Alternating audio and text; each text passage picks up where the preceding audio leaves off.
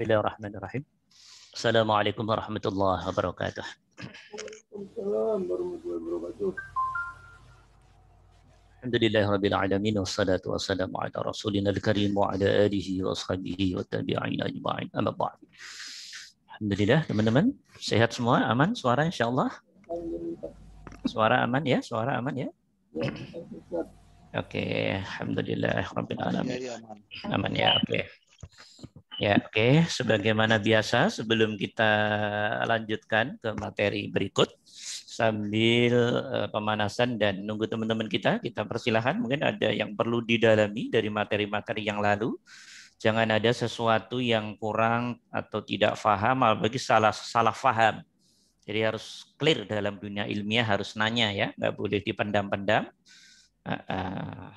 Kita persilahkan pada teman-teman untuk menanyakan hal-hal yang perlu diperdalam dan hal-hal terkait.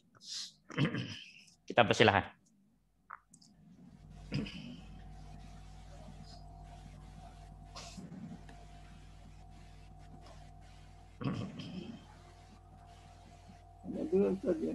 Ya, maka silakan. Assalamualaikum warahmatullahi wabarakatuh. Waalaikumsalam warahmatullahi wabarakatuh. Mengenai apakah tanda-tanda kita belum bisa merasakan manisnya iman? Apakah masih laku ihsan kita belum sempurna atau laku tauhid yang masih perlu diperbaiki, Ustaz? Ya. Pertanyaan yang sangat bagus sekali ya. Untuk mendapat kesempurnaan rasa halawatul iman. Halawah itu bahasa Arab. Kalau diterjemahkan ke kita manis artinya. Orang Arab bilang manis itu hilwah. Yallah hilwah. Nah, hilwah itu artinya manis. Halawah itu manis ya. Halawatul iman artinya manisnya iman. Maksudnya bukan kok iman itu rasanya manis, nggak begitu. Itu istilah. Maksudnya orang yang laku Islamnya sudah mantap, ya, imannya sudah mantap, bersamaan itu akan mendapat rasa spiritual. Hubungannya hamba, diri, jiwa, roh, hati dengan nur robbani, dengan ketuhanan. Rasa itu loh teman-teman. Rasa yang X. Ya, gimana? Rasa nggak bisa diceritakan. Gimana rasanya cinta? Susah menceritakan pada orang yang belum bercinta kan begitu. Makanya bercinta dulu baru nanti tahu rasanya. Jadi halawatal iman itu istilah untuk menggambarkan XX-nya. Rasa yang ada di alam rasa hati kita, pikiran kita, hubungannya dengan spiritual kita, penghambaan kita kepada Allah, rasa itu enggak umumnya rasa, ada XXX. Itu namanya halawatul iman. Dalam pandangan saya teman-teman, kita semua insya Allah orang Islam, orang iman, entah seberapapun lah bahasa candanya, nilai Islamnya, nilai imannya. Saya yakin rasa itu ada. Cuma rasa yang masih biasa-biasa saja. Nah, yang dimaksud halawatal iman itu rasa yang plus gitu lah. Ya, rasa yang excellent, buah dari keislaman, keimanan, karena sudah selalu laku keihsanan itu. Gitu loh. Pak ini ya, Pak siapa namanya? Margono. Nah, itu bagaimana untuk mendapat itu? Untuk mendapat itu harus laku tauhid yang sempurna. Harus laku tauhid yang total. Nanti akan diberi sendiri oleh Allah. Gitu lah. Kita ngejar-ngejar kayak apapun ya bahasa candanya tidak mudah untuk dapat. Gitu lah. Jadi yang penting bagi kita bahasa syariat nih laku.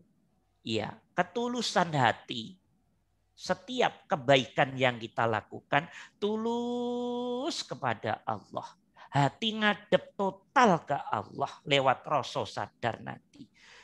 Kebiasaan ini yang dipertahankan. Laku tauhid yang step by step menjadi putaran-putaran dari satu amal ke amal yang lain. Aktivitas satu ke aktivitas yang lain.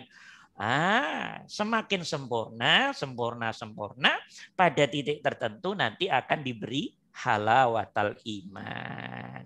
Gitu lah Pak Margono. Rasanya iman yang excellent kalau saya boleh bahasa modern ya. Nah gitu.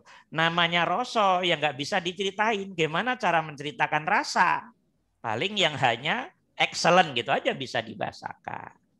Ya sama kayak yang belum pernah nikah, tanya dengan yang nikah. Gimana rasanya hubungan intim? Nggak bisa dibahasakan. Ngerasa kok dibahasakan. Ya paling hanya dibahasakan enak gitu aja toh. Nikmat hanya gitu aja toh. Iya, itu untuk ekspresi bahasa, tapi fakta itu tidak mewakili keadaan yang dia rasakan, kan begitu toh, Pak Margono dan teman-teman. Ya, dalam konteks iman, rasa itu, kesadaran itu menyangkut nur robbani sebagai buah dari spiritual kita. Jadi rasanya ya nikmat tentang lazatnya hati, jiwa, hubungannya dengan Allah. Selalu syukurnya hati, hubungannya dengan nikmat yang diberikan Allah. Selalu ridhonya hati dan pikiran terhadap semua ujian yang dikirim oleh Allah pada dirinya. Jadi yang enak selalu duduk pada syukur, yang nggak enak, musibah yang balak-balak, selalu duduk pada keridoan, kelegowonan hati, nerimonya hati, ya toh sabar dan tabah. Itu rasa dari iman. Ngaku iman kok sering ngeluh, berarti belum dapat rasa. Karena konsekuensi iman harus tidak ngeluh. Dikit-dikit ngeluh, dikit-dikit ngeluh. Loh, katanya iman, katanya sudah dapat buah iman. Kok ngeluhan? Kok protesan? Kok keselan? Kok dongkolan? Itu tanda hati dan pikiran kita masih kotor. Itu belum dapat halawatul iman. Siapapun yang sudah dapat halawatul iman, dia akan mendapat efek nur dari Allah, nur robbani ke hati dan pikiran, selalu bisa duduknya hati, syukur dan ridho. Maka hati selalu enak, adem, ayem, tentrem, sejahtera. Gitulah gambarannya Pak Margono. Iya, oke. Makan pakai sate sop buntut, alhamdulillah. Makan pakai garam doang, hati juga nggak protes. Nikmatmu ya Allah. Semua dilihat Allah. Jadi rasanya semua rasa tentang kesadaran dan rasa tentang Allah. Enak semua apapun keadaannya. Bisa dimengerti? Gambaran bahasa sederhananya begitu Pak Margono. Itu tanda orang sudah dapat manisnya iman. Gitu loh. Ya, gambaran sederhananya gitu aja deh. Jangan dalam-dalam, nanti nggak paham. Ya, oke. Ada lagi yang lain? Kita persilahkan dari teman-teman yang lain. Mangga, Fadal. Yang lain kita persilahkan. Ya, mangga. Assalamualaikum, Novita dari Cilegon. Ya, waalaikumsalam. Masuk Ustaz. Ya, mangga. Tahu nama Ustaz dari Pak Haji Dr. Ansor. Pak mungkin kenal dari Banten. Dokter siapa? Dr. Ansor. Ansor. Mungkin pas saya seminar di IAIN kali ya. Mungkin katanya murid Bapak juga, murid bahasa Arab Pak. Gitu.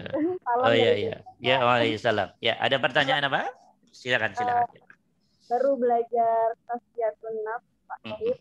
Sebelumnya sempat mempelajari tasawuf, tapi masih proses belajar juga. Terus kemudian ada guru agama di sini Pak Cilegon menyarankan untuk bisa belajar juga tasbihun nafs. Ini malam ini baru pertama masuk Pak. Oh gitu ya. Nggak apa-apa. Nanti ikuti rekaman-rekaman dari awal biar tidak ketinggalan informasi. Ya. Oke, ada pertanyaan apa? Maka silakan. Itu aja Pak Sohib minta dibimbing supaya Oh bisa. iya. Kita niatnya belajar bareng-bareng aja. Nggak usah ada yang ngerasa pintar, ngerasa bodoh. Nggak serame-rame. Kalau saya salah dibenerin itu aja. Enak-enakan aja ya. Iya Pak. Ya kalau teman-teman dapat manfaat, anggaplah, bukan anggaplah, lihatlah itu hakikatnya hidayahnya Allah. Itu aja. Enak-enakan aja. Ya, oke. Mangga belajar bareng-bareng. Ya, mangga. Ya, mangga. Belajar bareng-bareng. Ya. Jadi kalau apa yang dari saya manfaat, itulah hakikatnya hidayah Allah. Kalau saya salah harus diingetin, Ustaz, benar tak? Bila perlu saya harus dikritik, saya siap. Ya, kita orang akademis. Oke. Ada yang lain pertanyaan? Kita persilahkan. Jadi teman-teman, mangga. Assalamualaikum. Waalaikumsalam warahmatullah. Mangga. Silakan. Ustaz. Ya, mangga. Ustaz gini.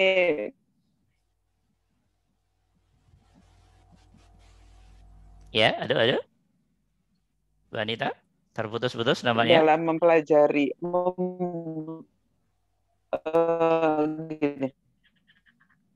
Saya mengistilahkannya untuk mempelajari tauhid, tetapi dalam praktek kan itu tuh kan butuh juga ada keinginan keras. Tuh ini kadang-kadang belum stabil ya Ustaz. Kadang-kadang hatinya persoalan keluarga gitu ya. Kadang nggak turun lagi gitu. Nah itu apa memang demikian ya Ustaz? Masih naik turun gitu, belum bisa stabil gitu. Iya benar. Begitulah perjalanan semua hal, semua bidang dalam hidup melalui naik turun. Tidak bisa dan tidak ada orang yang seret langsung sempurna, tidak ada. Para nabi dan rasul pun keimanan, keihsanannya melalui proses ya toh terus menanjak. Apalagi potongan kita ya. Iya, jadi jangan kecil hati. Potongan saya, Ustaz. Ya. Jangan kecil hati. Yang penting kita selalu pengen maju. Selalu pengen belajar, terus menyempurnakan kekurangan, itu yang dilihat oleh Allah. Oke? Yang salah dan disalahkan oleh Allah nanti di akhirat sudah ngerasa pinter, nggak mau belajar. Itu yang disalahin oleh Allah. Oke? Kalau kita masih alhamdulillah mau belajar, ngisi kekurangannya terus biar menjadi sempurna. Nah, sempurna kan butuh proses. Ya toh? Bisa jadi hitungan jam sebelum mati baru disempurnakan oleh Allah. Bisa jadi seperti itu. Jadi kesempurnaan itu rahasia Allah hakikatnya, Bu Anita ya. Tapi kalau jawaban secara ilmiah, kesempurnaan butuh sebuah proses. Proses kesempurnaan dan kematangan ilmu satu sisi, proses laku sisi yang lain, iya, ketahanan keistiqomahan sisi yang lain. Ini semua by proses. Udahlah, percaya saya. Asal teman-teman belajarnya benar, kefahamannya semakin dalam nanti, pastilah ya toh, wong ilmunya semakin tinggi kok, pahamnya semakin dalam, pasti akan ada perubahan di diri kita. Ya, insya Allah lah. Inna ma'al usri yusro. Sulit-sulit dulu baru enak-enaknya, kan begitu tah? Usaha dulu, sulit-sulit dulu, kan begitu tah? Ngotot-ngotot dulu, berenang-berenang dulu, baru enaknya nanti kemudian. Bahasa Qur'annya inna ma'al usri yusro. Setelah kamu usaha yang beneran, kamu belajar beneran, ya toh, kamu usaha untuk ngamalin dan seterusnya, kamu berusaha istiqomah, insya Allah diberi juga oleh Allah. Ini Allah sendiri yang berfirman begitu tuh. Ya, yakin insya Allah. Aman ya? Itu proses Unita. Nah kalau kita langsung sempurna, berarti diri kita nggak ada setan dong. Sementara kita paham, dapat ilmu, setannya juga siap-siap untuk membuat rencana-rencana dengan jurus-jurusnya yang baru, kan begitu. Nah di situ terjadi persaingan, gitu loh. Ya, itulah tantangan berat bagi diri kita, adalah setan yang tinggal dalam diri kita, iblis yang tinggal dalam diri kita. Ya toh, hawa, nafsu yang ada dalam diri kita, syahwat-syahwat yang ada dalam diri kita, tawabi, karakter-karakter jelek yang ditanam di dalam diri kita. Itu semua tidak mudah, teman-teman. Ya, semua butuh proses ilmu, Ya toh, proses laku dan keistiqomahan. Insya Allah ke depan akan jauh lebih baik, insya Allah. Itu ya, Bu Nita ya. Amin. Oke. Ya, terima kasih. Yang lain ada lagi? Assalamualaikum Ustaz. Waalaikumsalam. Maka. Ya, saya mau tanya, itu kan di Al-Quran itu sepertiganya adalah kisah, dan kita harus mempelajari apa yang termaksud dalam kisah itu. Saya mau tanya mengenai Fir'aun dan Musa, dua nama yang disebutkan di Al-Quran. Suaranya mohon agak dikecilin dikit suaranya. Di saya kok kenceng banget mantul-mantul lagi. Ya, agak dikecilin dikit, Adrian. Ya. Oke. Ya, di satu sisi Allah ingin memberikan hidayah kepada Nabi Fir'aun yang menyuruh Musa dan Nabi Fir'aun berbicara dengan baik-baik. Nabi Musa kali ya, bukan Nabi Fir'aun ya. Nabi Musa datang ke Fir'aun untuk memberikan hidayah. Tetapi di sisi lain Allah tidak memberi hidayah kepada Fir'aun. Apakah kesalahan-kesalahan dari semua kesalahan yang ada di Al-Quran itu memang disengaja oleh Allah, sudah suratannya untuk kita pelajari, dan ini ada beberapa yang maksudnya yang di sisi lain Allah ingin Fir'aun mendapat hidayah melalui Nabi Musa, di sisi lain Allah menutup hidayah itu. Jadi ini bagaimana Ustaz ya? Teman-teman, kalau kita diskusi ini semakin pintar semakin tidak ketemu. Semakin pintar semakin tidak ketemu. Nanti ketemunya ada begini. Pendapat pertama. Jadi sebetulnya pertanyaan Adrian ini singkat sebetulnya. Ustadz, sebetulnya hidayah atau tidak dapat hidayah itu sebetulnya otoritas Allah atau itu kita diberi keluasaan, kemandirian untuk pilih. Sama seperti itu kan sebetulnya. Iya toh Adrian? Hanya samplingnya Musa dan Fir'aun kan gitu. Iya, semua anak manusia sama. Ya toh?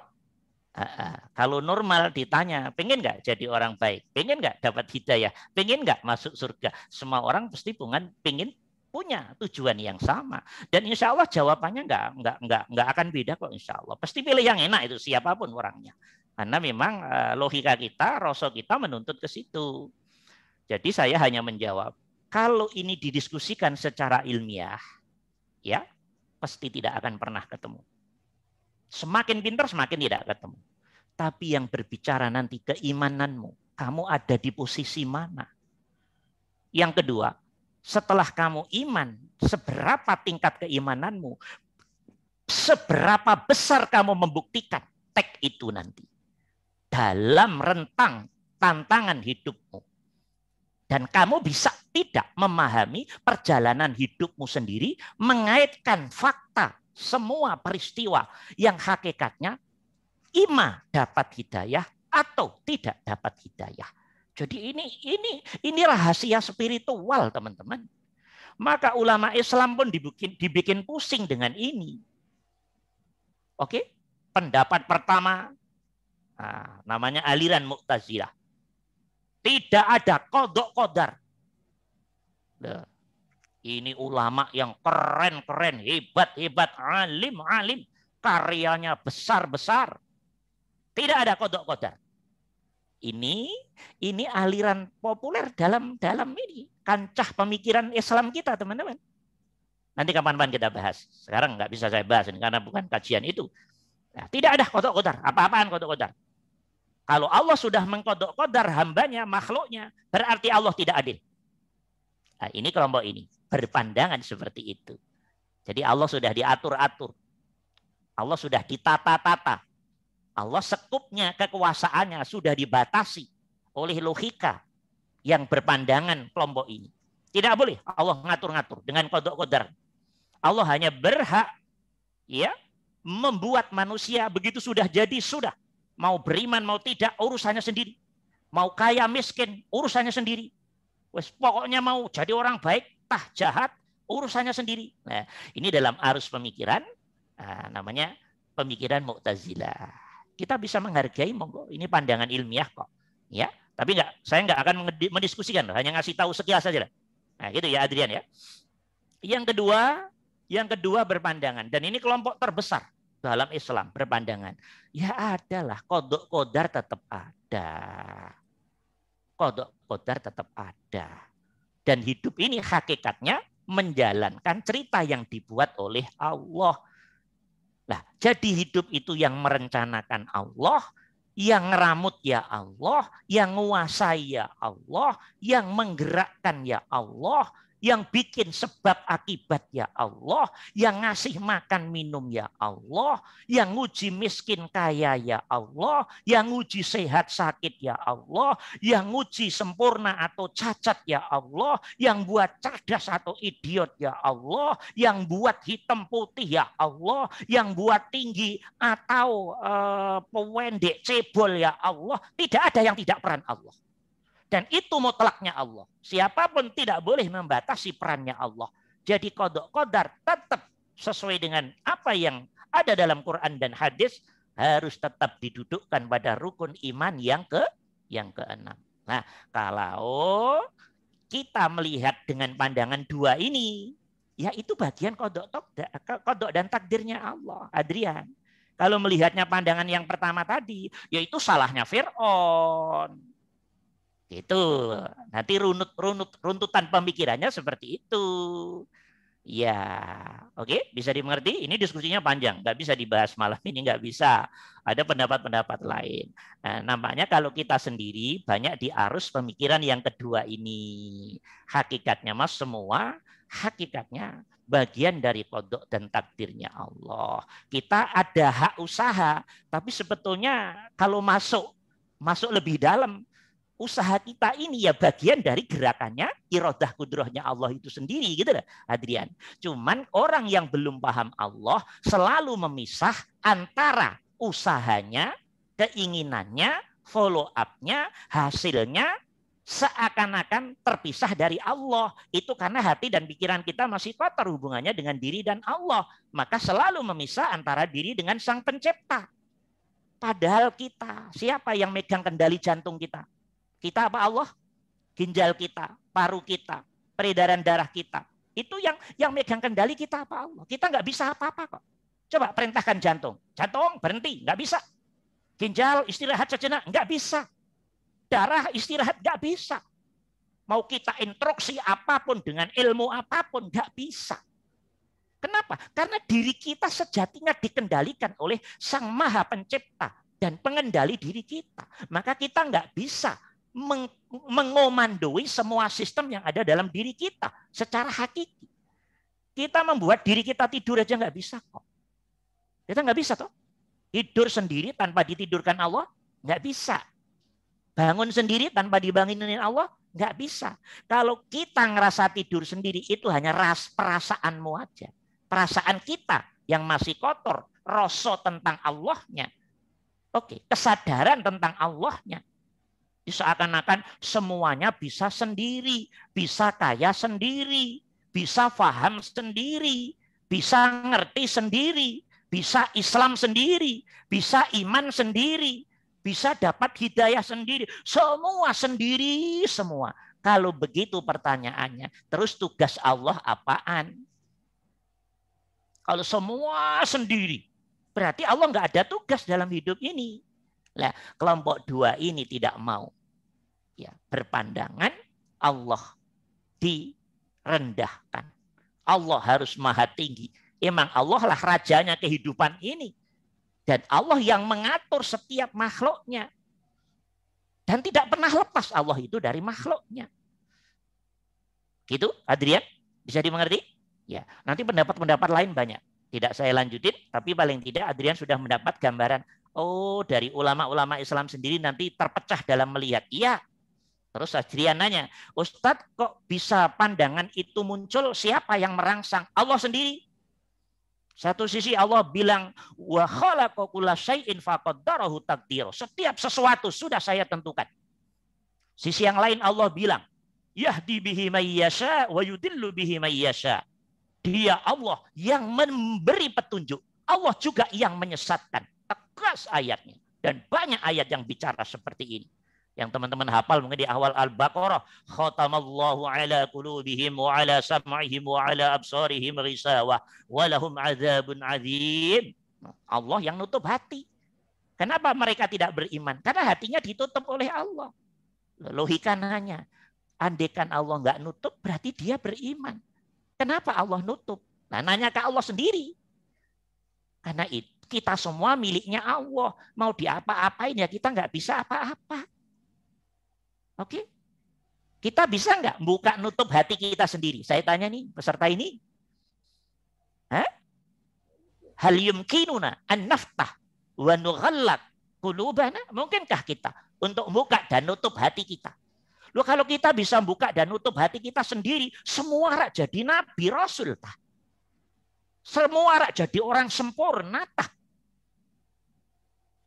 Oke?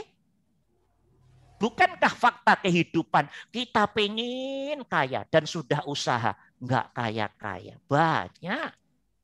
Pengen hafal Quran, sudah ngapal-ngapalin, nggak hafal-hafal. Banyak. Pengen sembuh, tapi tambah mati. Banyak. Pengen sembuh, tapi sakitnya tambah berlantur-lantur lama dan akhirnya mati. Tidak sedikit. Pengen sembuh, nggak sembuh-sembuh. Banyak. Loh, sejatinya yang pengen di dalam diri, hakikatnya pengennya siapa? Oh, teman-teman saya pancing nanti biar mulai pusing sekalian. Ya. Itu siapa itu? Kita pengen gini, dia nggak mau. Kita pengen begini, dia nggak mau. Jawabannya mudah. Pengen yang muncul dari kita banyak pengen yang didorong oleh setan, oleh iblis, oleh nafsu. Pengen yang tidak sabar nunggu inginnya Allah lewat diri kita. Maka banyak keinginan yang meleset.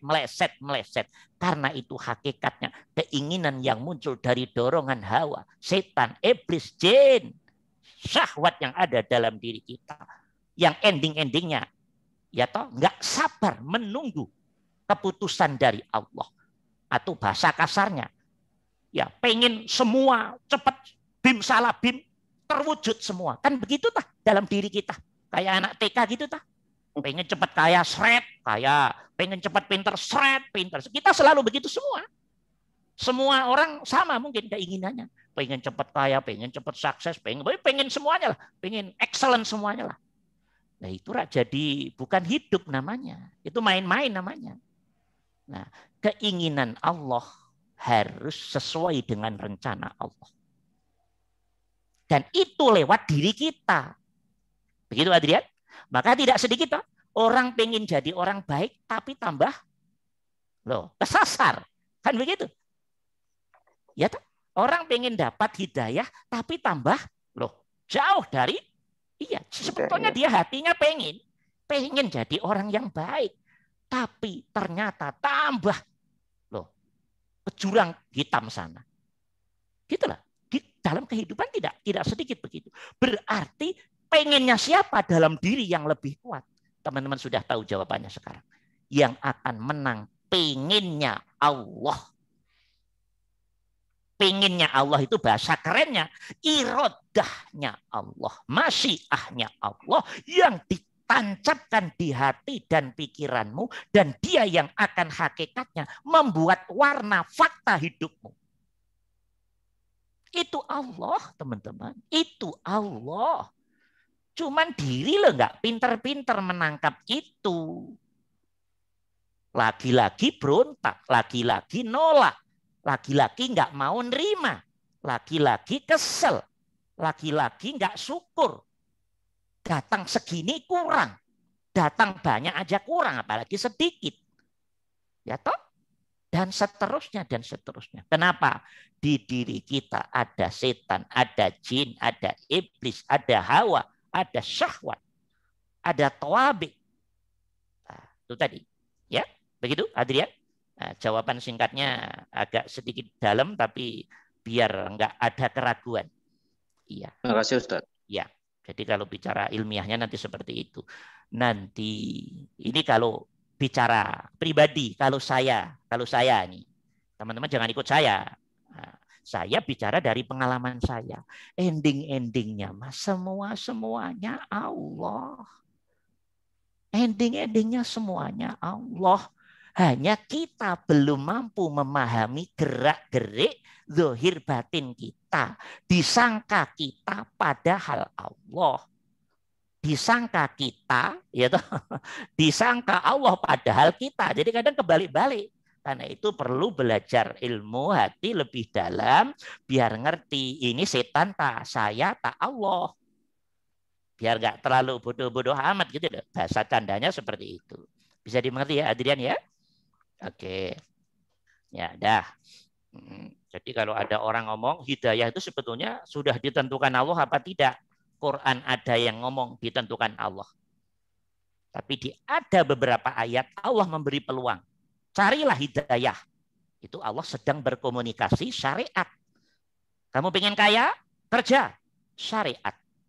Tapi di ayat yang lain yang lebih banyak yang membuat inti kaya dan miskin. Saya kata Allah.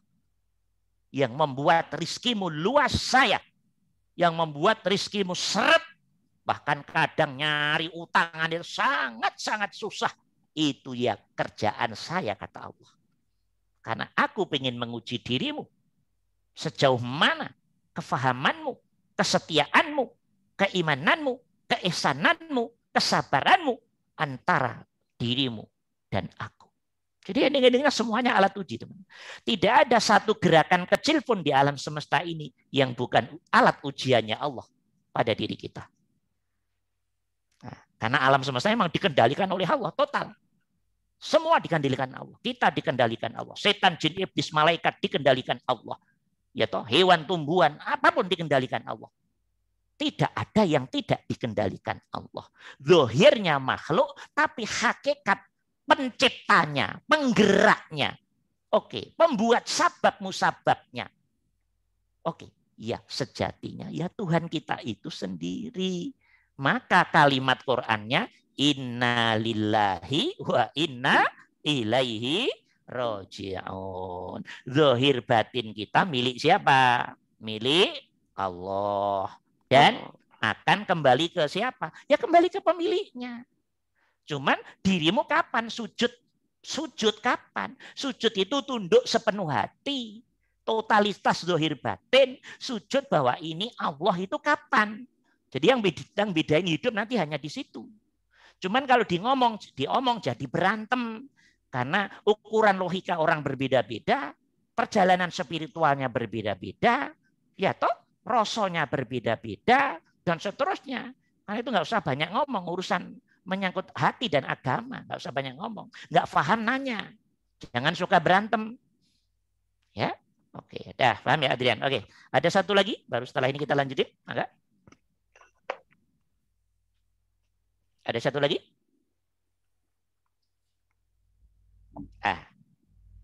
Kalau tidak kita lanjutin, Mas Ulum. Ya.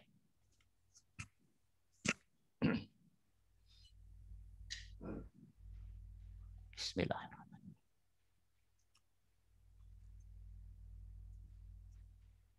Alhamdulillah.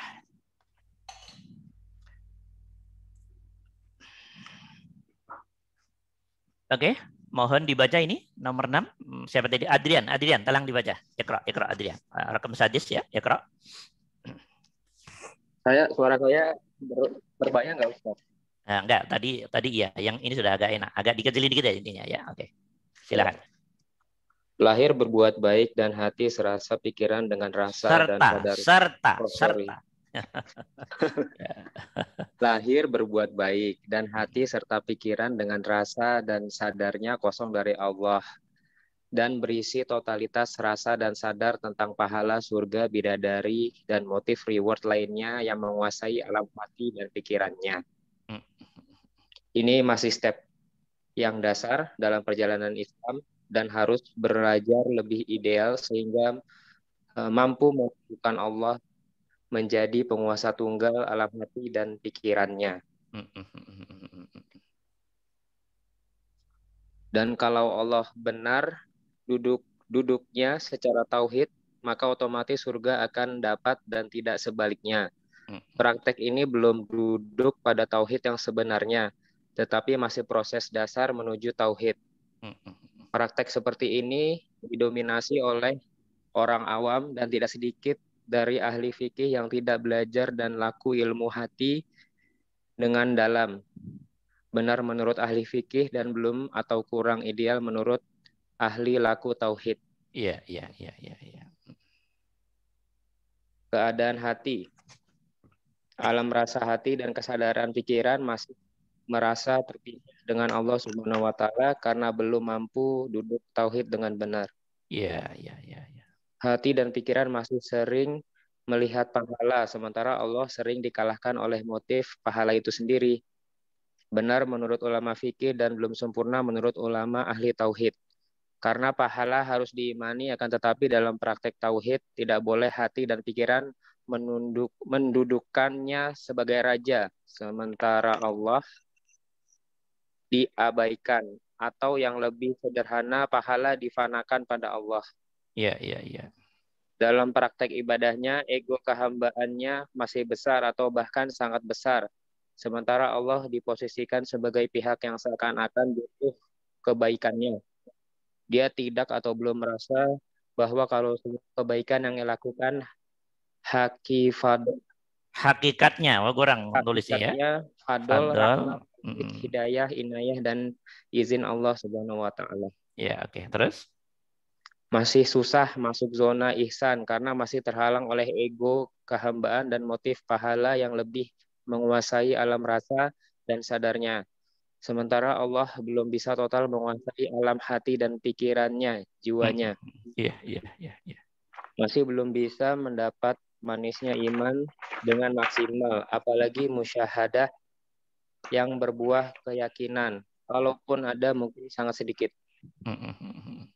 Alam rasa dan sadar masih sering melihat pahala dan surga, sementara Allah dalam fakta hati dan pikiran masih sering terkalahkan. Iya. Belum atau masih susah untuk mendapat ketenangan sejati, apalagi nafsu mutmainah. Karena Allah masih terhalang egonya di alam rasa dan sadarnya. Dirinya atau hal lain selain Allah lebih kuat tampilannya di hati dan pikirannya. Sehingga fakta hatinya dan pikiran masih sering gundah, ngambang, tidak menentu, labu, kering, dan gersang, belum tenang yang hakiki. Belum bisa praktek ikhlas secara sempurna yang hakikatnya menjadi ruh dan intisari tauhid itu sendiri. Ya, oke. Bagus, terima kasih. Kembali ke atas.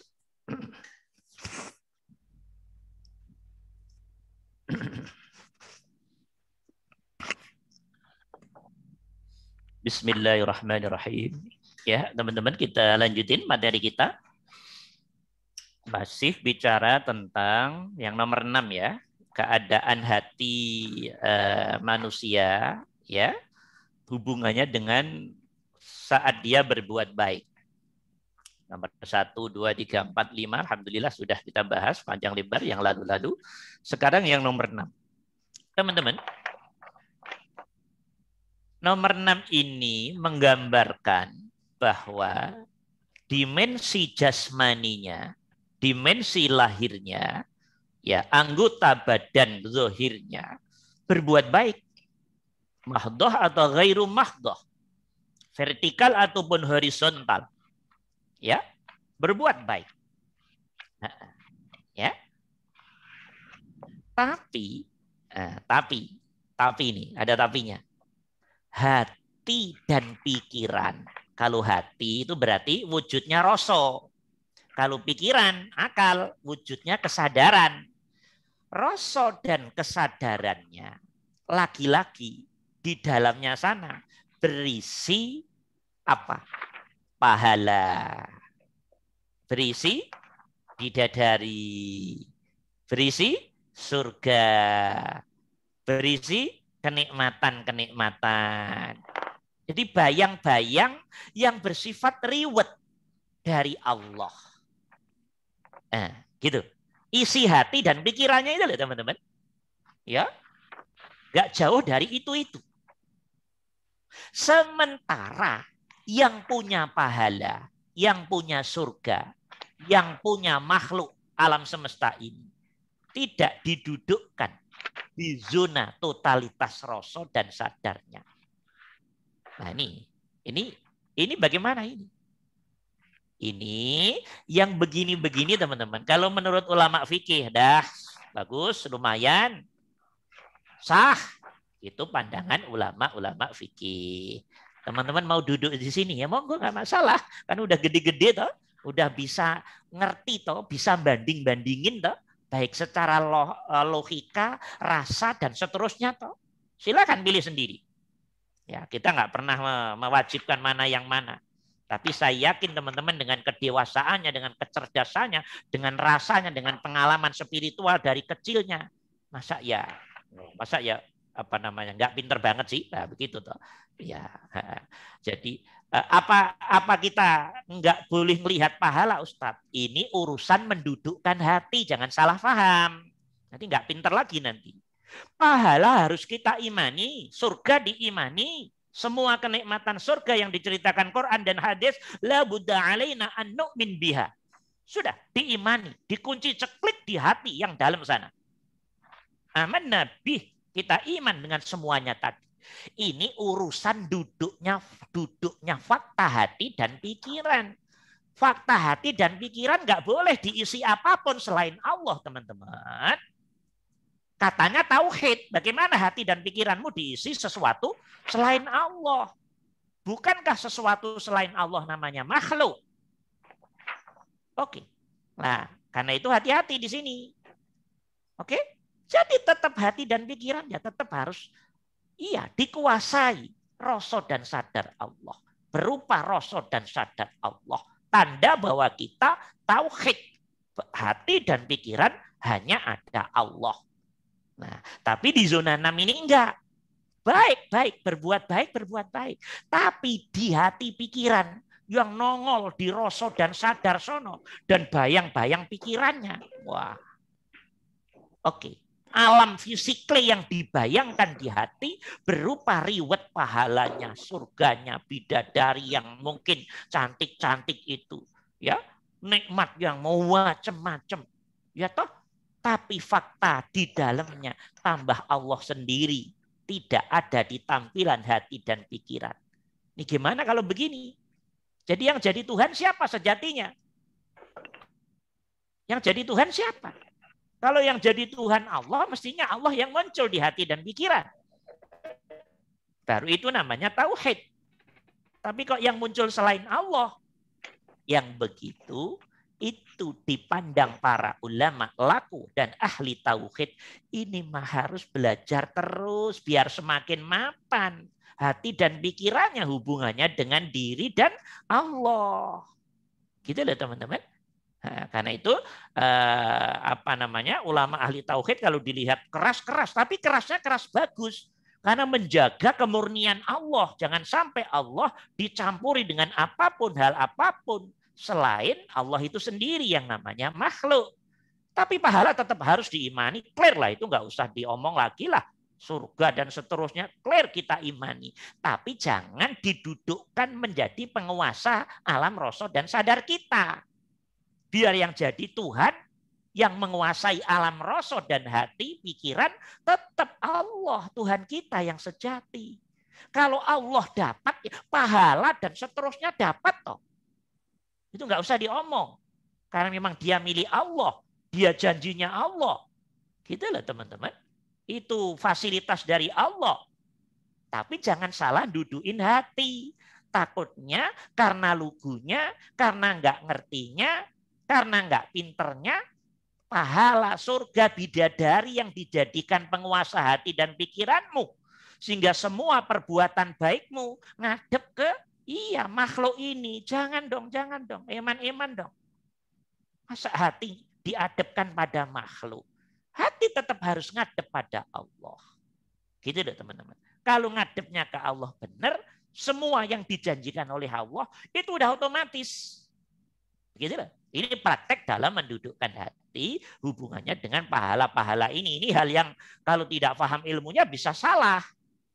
Dikiranya nyembah Allah, tapi ternyata praktek di hati dan pikirannya salah. Ya mudah-mudahan mendapat bimbingan Allah. Atau bahkan mendapat ampunan oleh Allah. Tapi kalau menurut ahli tauhid, ini jelas salah.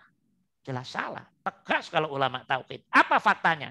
Hatimu dan pikiranmu dikuasai selain Allah. Yaitu Tuhanmu. Itu aja kok repot-repot. Nah, dalam ahli tauhid, pandangan ahli tauhid teman-teman, bukan surga, pahala, ya toh, dan semua kenikmatan yang ada di surga itu bahasanya teman-teman apa ya? Teman-teman imani doang saja dah. Cukup duduknya di hati itu Allah dan pikiran Allah. Sudah, itu sudah begitu aja cara dudukinya. Jangan sampai selain Allah menjadi raja di atas Allah. Menjadi tensinya lebih kuat di hati dan pikiran, mengalahkan besarnya atau penguasaan Allah di alam hati dan pikiran tadi. Itu tidak diperbolehkan bagi pandangan ahli tauhid. Itu ada teman-teman. Nah, teman-teman mau ikut yang mana? Ya monggo. Kalau yang mau enak-enakan, ulama ahli syariat lebih banyak enak. Nah, tapi kalau saya pribadi, ya ikut yang ahli tauhid dong. Yang hati-hati, yang ekstra hati-hati, menjaga hatinya dan kemurnian hatinya, ketulusan hatinya, hubungannya dengan diri dan Allah. Gitu dah. Dah.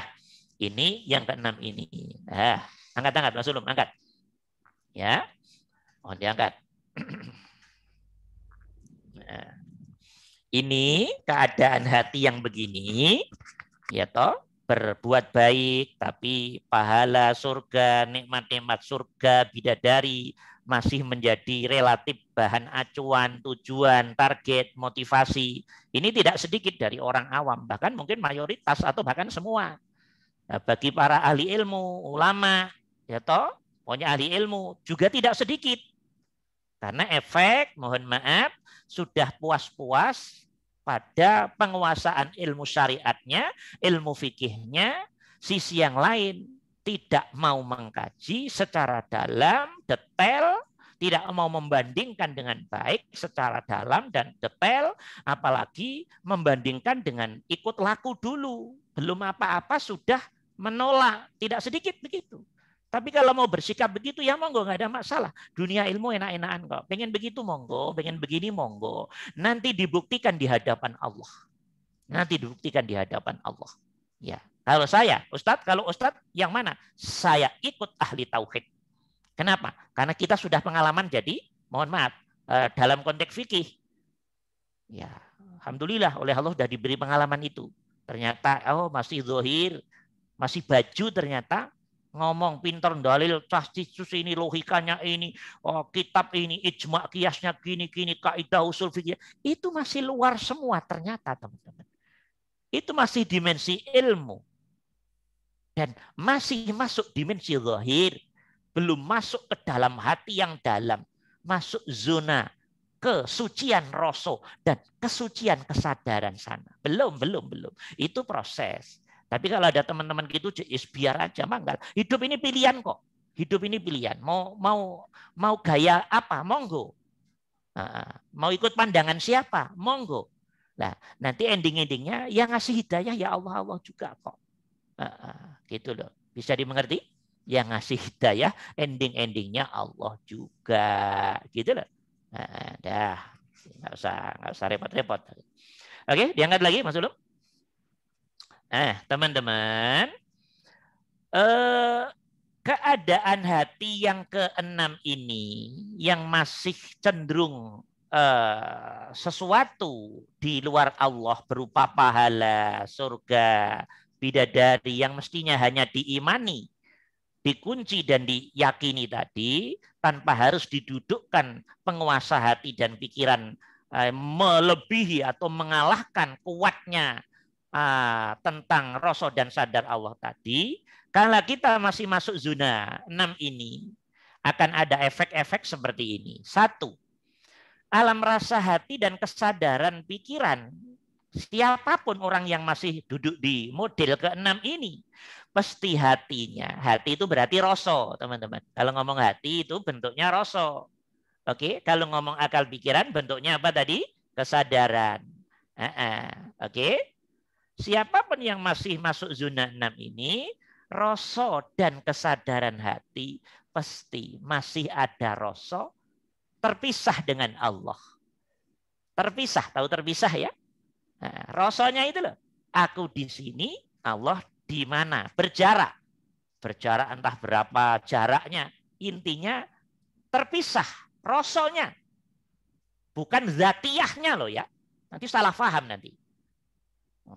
Oke, bukan zatiyah. Kalau zatiyahnya Allah nggak bisa dibahas. Hakikat zatnya Allah tidak ada satu makhluk pun yang bisa membahas. Yang ada hanya nahnu nu'minu billah. Kita imani tentang hakikat wujud zatnya Allah. Ini ngomong efek Allah dari sisi Rasul. Nurnya Allah yang dipancarkan lewat alam hati pikiran kita bentuknya Rasul dan kesadaran. Gitu loh. Nanti jangan salah paham nanti. Nanti nggak paham bisa repot juga ini. Nah, keadaan 6 ini masih ada Rasul terpisah. 2 orang, 2 kita yang katanya mencintai Allah, ngaku nyintai Allah, tapi di hatinya terpisah. Aku di sini, Allah di sana. Rasulnya loh ya, bukan hakikat dat. Hakikat datnya Allah nggak bisa dibahas, hanya diimani bisanya. Rasul di hati kita, penerimaan rasa di hati kita dan kesadaran kita terpisah. Rasa terpisahnya ini, kesadaran dan rasa terpisahnya ini, itu bagian efek dari resiko dari tadi. Allah belum duduk sempurna di hati dan pikiran. Allah belum menjadi raja di hati dan pikiran kita. Oke, Allah belum duduk tauhid penguasa tunggal di hati dan pikiran kita dan di alam semesta ini. Karena itu masih kelihatan terpisah antara kita dengan Allah. Padahal yang ngendaliin ginjal kita Allah. Yang ngendaliin jantung kita Allah. Yang ngendaliin paru kita Allah.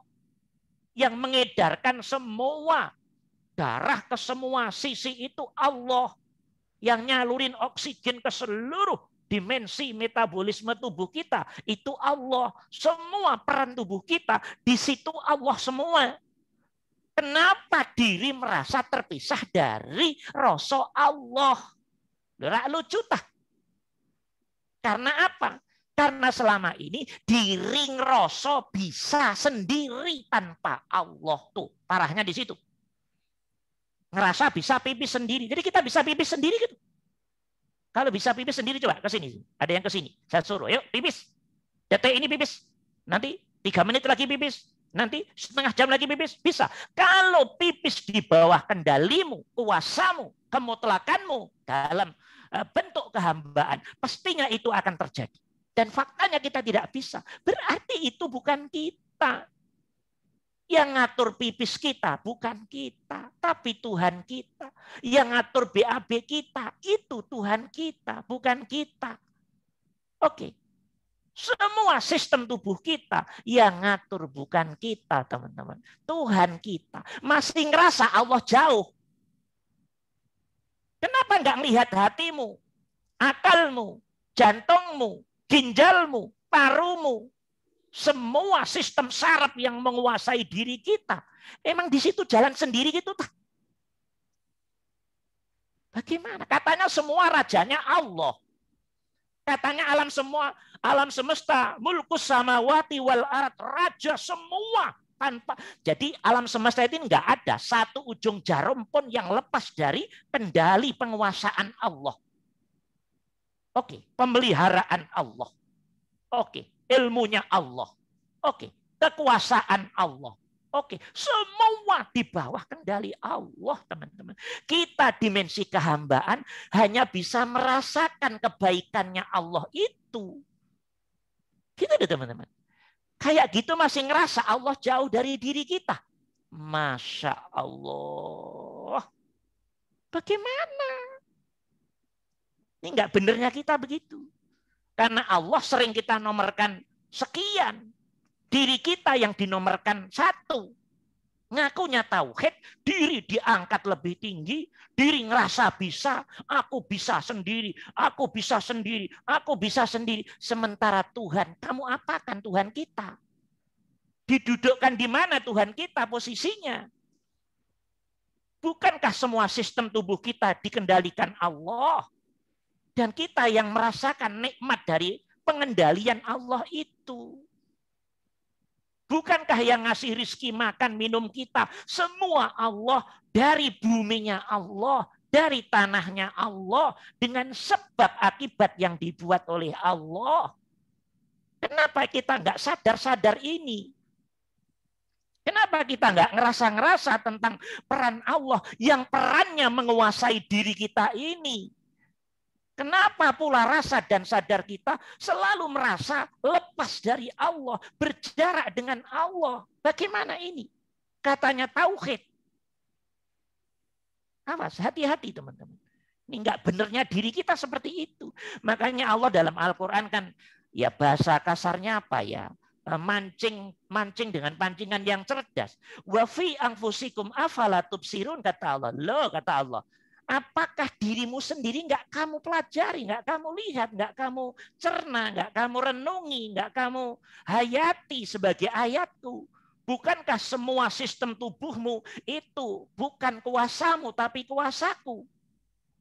Kalau sudah ngerti semua sistem tubuhmu itu kuasaku, kata Allah, kenapa kamu merasa berjarak dengan aku? Ayo. Bagaimana ini? Rasa loh ini ya. Rasa. Bukan hakikat zat. Kalau hakikat zat, nahnu nu'min billah. Nahnu nu'min billah. Kita iman kepada Allah. Ini urusan rasa dan kesadaran di hati kita. Nah, gitu loh teman-teman. Ya, jadi untuk merasa Allah itu dekat, lihatlah jantungmu.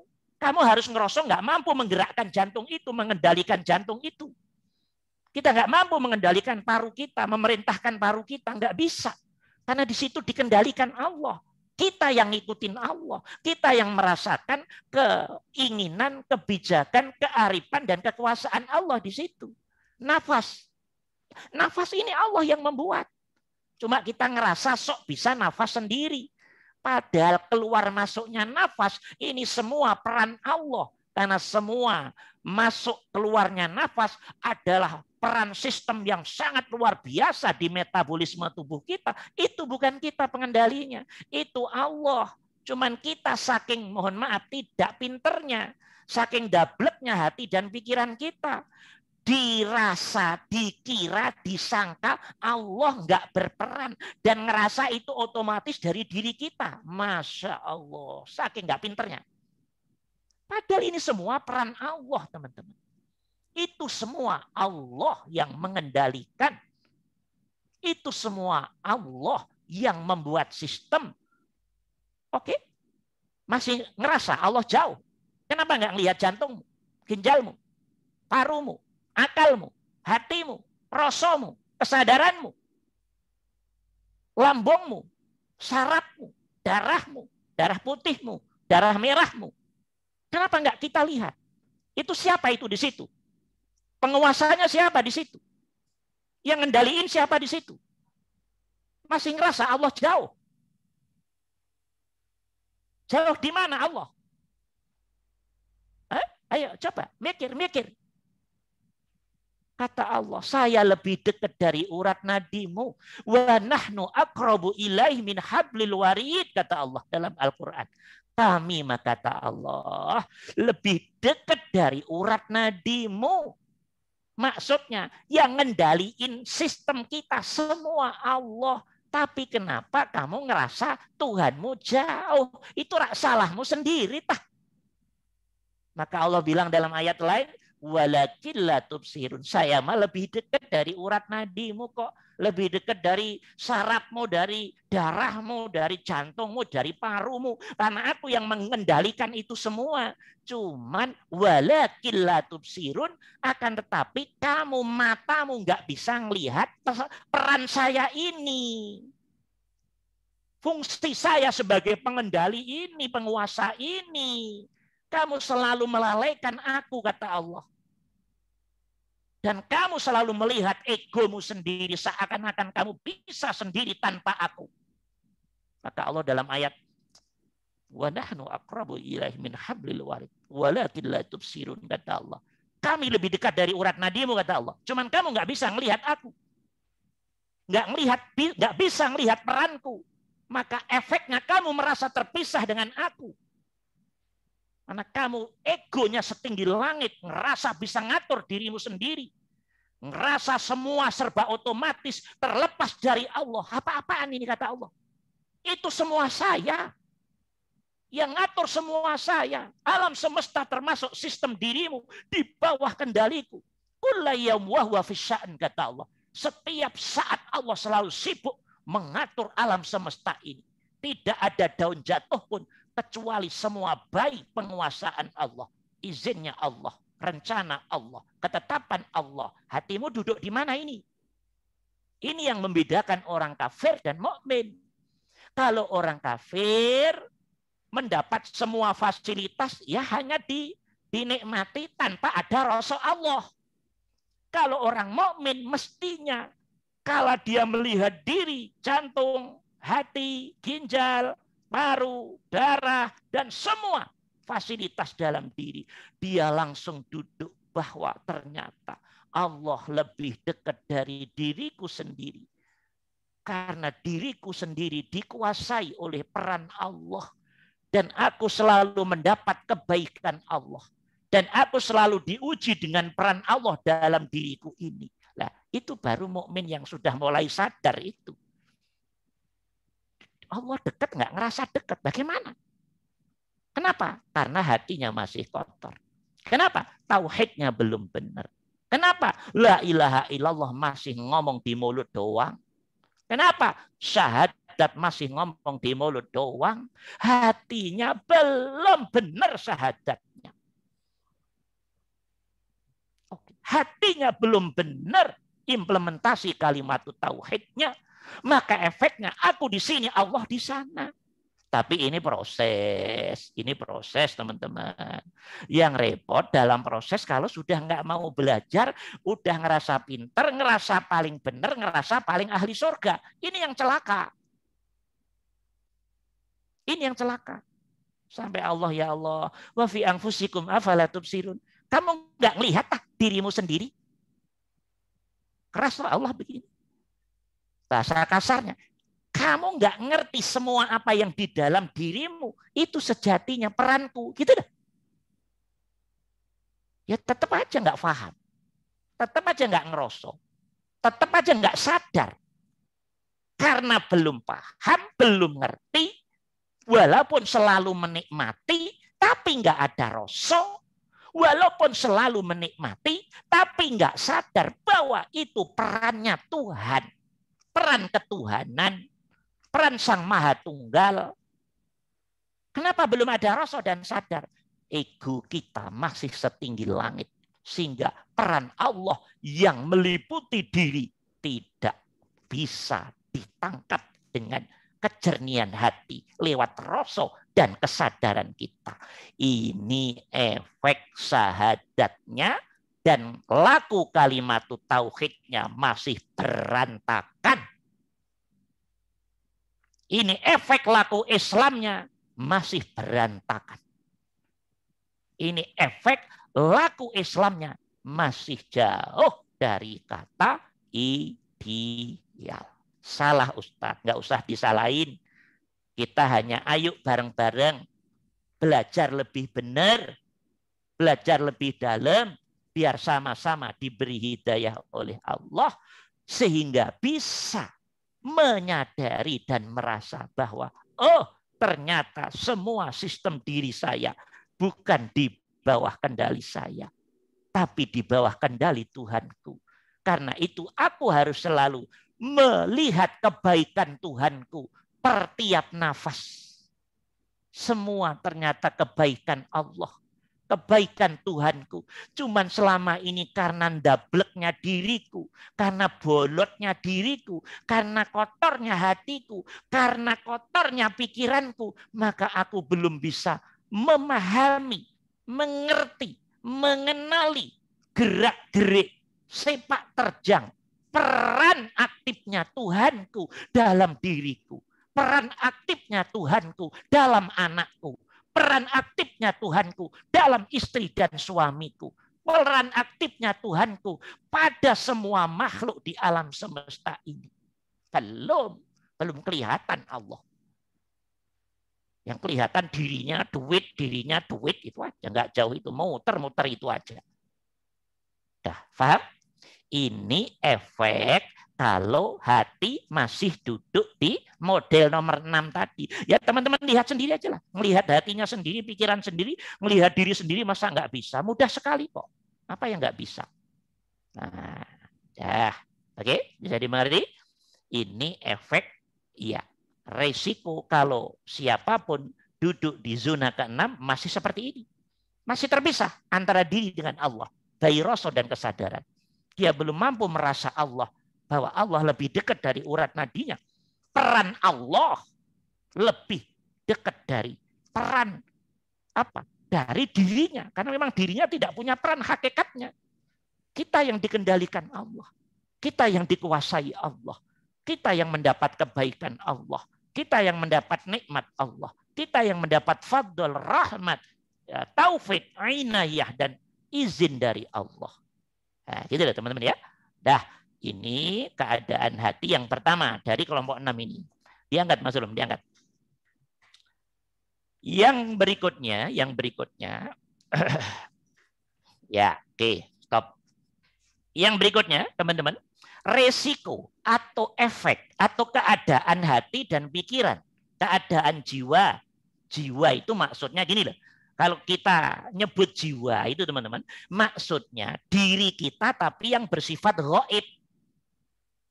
Oke? Diri kita yang bersifat ghaib, yang nggak bisa dilihat. Yang meliputi atau yang ada dalam diri kasar kita. Yang sering populer disebut dengan roh. Yang sering atau populer disebut dengan kolbun, hati. Jadi kalau agama ngomong hati, itu bukan kok hati yang bisa digoreng, dimasak itu, bukan. Kalau agama ngomong hati, ngomong jiwa, ngomong roh, hakikatnya dimensi ruh kita, dimensi ghaib kita yang bersifat ghaib, tidak bisa dilihat oleh indrawi. Dia yang hakikatnya diri kita sejati, yang umurnya sudah miliaran tahun di alam arwah sana, lama kita. Dimasukin ke kandungan, baru lahir, jadi kita ini. Nanti dimatiin, jasadnya busuk, dimakan mikroba-mikroba. Nah, rohnya masuk ke zona alam namanya alam barzah. Jiwanya, rohnya itu. Hatinya, ya, jiwa, roh, hati itu satu sistem. Barangnya mah satu. Istilahnya berbeda-beda dari sisi yang berbeda-beda. Maka jiwa, hati, roh tidak pernah mati. Tidak pernah. Dari awal dibuat sampai kapanpun sudah nggak akan pernah mati. Dia sifatnya kekal. Jiwa itu. Karena dia bagian pancaran dari nurullah. Jadi yang busuk hanya jasad kita. Itu pun kebusukannya hanya sampai hari yaumul ba'ats saja. Begitu nanti bangkit dari kubur, mau menuju ke mahsyar, disatukan antara jiwa dengan badan kasar kita. Nah, wujudnya sudah, tampilannya gimana ya nanti setelah mati tahu semua, nanti nggak usah rame-rame. Ya, dah kita percaya Quran aja begitu bentuknya. Lah, teman-teman, resiko yang kedua dari hati yang model ke-6 ini dalam praktek ibadahnya, ego kehambaannya masih besar. Apa Ustadz maksudnya? Begini loh. Nah, nanti teman-teman rasakan sendiri. Kebanyakan kita atau saudara-saudara kita yang model nomor 6 ini saat ibadah itu begini. Masih ada rasa begini. Oh, aku sudah sholat, aku sudah zakat, puasa, haji, umroh, sedekah, infak, wakaf, sudah ngopenin anak, sudah ngopenin orang tua, semuanya yang baik-baik. Jadi di situ ego kita masih tinggi. Klaim kita, klaim kebaikan atas diri itu masih tinggi. Dan bersamaan itu ada rasa seakan-akan Allah itu membutuhkan kebaikan yang kita lakukan. Terus bersamaan itu juga seakan-akan ada rasa kita akan dibayar oleh Allah dengan pahala. Jadi masih berantakan keadaan hati dan pikirannya. Satu sisi melihat diri, satu sisi melihat diri berbuat baik, sisi yang lain ada rasa seakan-akan perbuatan baik itu dipersembahkan oleh Allah. Ini masih nggak pinter kan? Masa Allah butuh perbuatan baik sih? Gimana nggak paham Allah ini? Jadi Orang kalau belum paham Allah, dikira Allah itu butuh sholatmu gitu tah. Dikira Allah butuh zakatmu itu, hajimu itu, umrohmu itu, wakafmu itu. Ya, dikira Allah butuh sedekah kita begitu. Butuh infak kita begitu. Ini udah kebalik-balik ini. Tapi itulah keadaan hati kalau belum paham Allah. Teman-teman, saya kasih tahu. Ya. Semua perbuatan apapun yang sifatnya bermanfaat untuk diri kita, termasuk ibadah itu bermanfaat, itu sejatinya oleh Allah dibuat untuk kemanfaatan diri kita sendiri. Oke, nanti kapan-kapan kita bahas lebih dalam biar sadar dengan kefahaman ilmu nanti. Jadi kalau di hati masih ada rasa Allah, kita setorin kebaikan. Ada rasa Allah seakan-akan butuh kebaikan kita. Ini masih Masya Allah. Sangat-sangat tidak sopan pada Allah. Sangat-sangat nggak paham siapa Allah. Sangat-sangat nggak ngerti siapa Allah itu. Jadi Allah yang maha sempurna dikira butuh sesuatu. Allah sudah nggak butuh apapun, teman-teman. Semua apa yang dibuat untuk makhluk itu semua untuk kemanfaatan makhluk. Untuk kebaikan makhluk. Allah mah udah nggak butuh apa-apa. Jangan kebalik-balik melihatnya. Tapi itulah proses spiritual. Siapapun yang belum mampu memahami Allah dengan benar, siapapun yang oleh Allah belum difahamkan tentang Allah dari Allah lewat hatinya dan pikirannya yang jernih, pasti selalu ada rasa aku sudah berbuat baik dan aku setor kebaikan kepada Allah. Sambil hatinya piar puas karena sudah mampu mempersembahkan perbuatan baik pada Allah. Begitu dong? Kok tahu Ustaz? Saya lama begini, lama pengalaman begini lama. Kemudian baru nanti malu pada Allah kalau sudah diberi paham oleh Allah. Iya. Jadi Allah dikira butuh itu. Masa Allah kok butuh makhluk? Enggak, teman. Semua yang diberikan pada makhluk itu untuk makhluk sendiri. Termasuk kita suluh sholat, zakat, puasa, haji, umroh. Semua untuk kepentingan kita sendiri. Kapan-kapan kita bahas. Sekarang belum bisa dibahas. Sekarang baru saya bahasakan semua hakikatnya untuk kepentingan kita sendiri. Cuma karena belum mampunya kita memahami Allah, mengerti Allah, mengenal Allah, maka cara pandang kita tentang Allah masih belum ideal, belum pas, belum sopan, bahkan jauh dari kata sopan. Allah masih kita dudukkan seakan-akan apa? Butuh sesuatu dari makhluk. Butuh disetorin makhluk. Apa-apaan begitu. Ya, dah. Ini perjalanan spiritual, efek yang belum mapan, selalu duduknya hati, pikiran seperti itu. Egonya sendiri masih tinggi, dan Allah lebih didudukkan kepada pihak yang disetorin kebaikan. Ini proses spiritual ini. Di situ akan terjadi dualisme. Aku setor kebaikan pada Allah. Dia nggak sadar bahwa tenaga yang digunain tenaganya siapa? Tenaga Allah. Katanya la haula wala quwata illa billah. Dia bisa berbuat baik, hidayahnya siapa? Allah. Taufiknya siapa? Allah. Inayahnya siapa? Allah. Fadlnya siapa? Allah. Rahmatnya siapa? Allah. Izinnya siapa? Allah. Kalau sudah ngerti begitu, kenapa dirimu melihat diri egomu tinggi dan Tuhanmu kamu posisikan kayak makhluk? Ini yang belum benar begini. Ini proses, teman-teman. Ini akan ngaku salah nanti kalau sudah paham benar tentang Allah dari dalam hati yang dalam sana. Iya, selama ini karena ternyata kebodohan saya ya. Tapi ini perjalanan spiritual. Jangan disalah-salahin dulu, jangan. Setiap orang akan mengalami perjalanan spiritualnya masing-masing. Kalau saya hanya menyarankan, jangan mau puas-puas di fikih. Nanti akan nyesel di akhirat sana nanti. Saya hanya akan bilang begitu saja. Teman-teman harus belajar lebih dalam tentang aneka ilmu. Termasuk yang tidak boleh dilupakan adalah ilmu hati. Bisa dimengerti ya? Ilmu hati. Biar bisa melihat di mana posisi ini, posisi ini, posisi ini. Nah, begitu teman-teman. Nah, ini ketika zona 6 ini, efek ego kehambaan masih tinggi. Karena itu masih ngerasa penting, masih ngerasa hebat, masih ngerasa keren. Dia sudah mampu berbuat baik.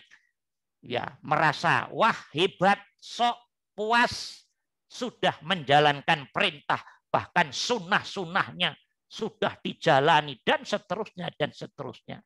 Tapi Allah dipandang seakan-akan Allah butuh semua ibadahnya.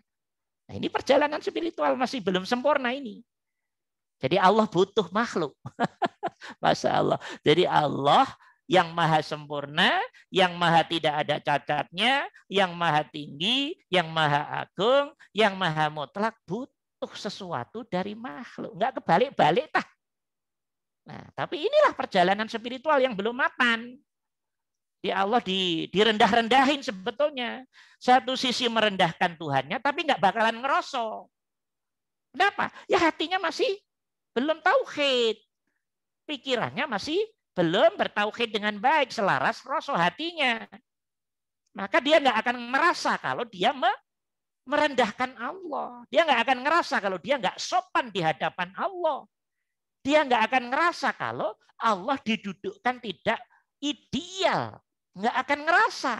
Ngerasanya benar, sudah sesuai tekstual. Tapi dia belum mampu bicara kebenaran dari kesucian rasa. Kesucian kesadaran yang diilhamkan oleh Allah. Belum mampu. Tapi jangan disalahkan. Kita ajak monggo mari ayo, kalau mau alhamdulillah, enggak mau ya alhamdulillah. Hakikatnya semuanya afalnya Allah. Nah, gitu. Dah gitu aja, enak-enakan jadi orang, nggak usah galak-galak ya. Nah, oke. Ini keadaan kedua. Yang benar Ustadz. Nah, ada nanya yang benar.